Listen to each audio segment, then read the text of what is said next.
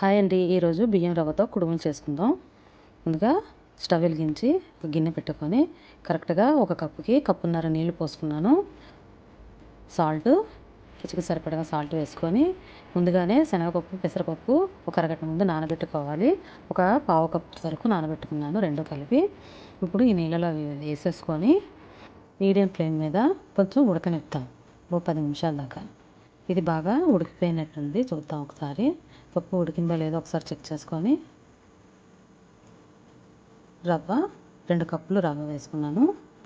ఇట్లా తిప్పుతూ వేసుకోవాలి రవ్వని, లేదంటే ఉండగట్టేస్తుంది. ఇట్లా కలుపుకొని ఇలా కలుపుతూనే ఉండాలి. కొంచెం కలుపుకున్న తర్వాత కొంచెం గట్టిగా అవుతుందనగా మధ్యలో అంచుల వెంబడ కొంచెం నెయ్యి వేసుకుందాం. నెయ్యి వేసుకొని లో ఫ్లేమ్ మీద మూత పెట్టుకొని ఉడకనిచ్చుకోవాలి. చిన్నగా ఉడకాలి. ఒక్క 2 నిమిషాలు తర్వాత మళ్ళీ మూత ఓపెన్ చేసి ఒకసారి చెక్ చేసుకొని కలుపుకుందాము.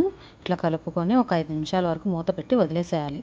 వదిలేసి తర్వాత 5 నిమిషాల తర్వాత దీన్ని గిన్నెలోకి వేసుకొని ట్రాన్స్ఫర్ చేసుకొని ఇలాగా మొత్తాన్ని ఇట్లా కలుపుకొని ఒక హాఫ్ కప్పు దాకా కొబ్బరి తురుముని వేసుకున్నాను.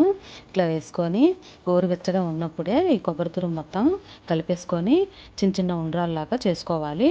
స్టవ్ వెలిగించి నీళ్లు పోసుకొని ఇడ్లీ కుక్కర్ రెడీ చేసుకొని ఇప్పుడు ఉండ్రాళ్ళు చుట్టుకుందాము.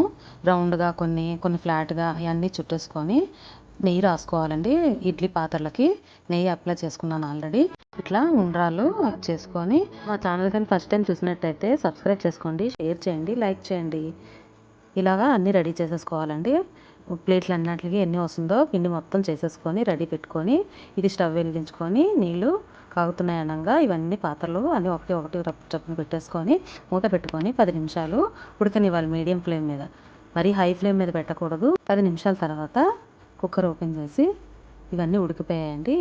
ఒకటి చొప్పున తీసేసుకొని ప్లేట్లో అన్నీ చల్లారినాక గిన్నెలో అన్నీ వేసుకొని రెడీ అయిపోయినాయండి కుడుములు. వినాయక చవితికి ఇవి నైవేద్యంగా పెడతారండి. Thanks for watching. మీరు ఎలా చేస్తారో కామెంట్ రూపంలో తెలియజేయండి.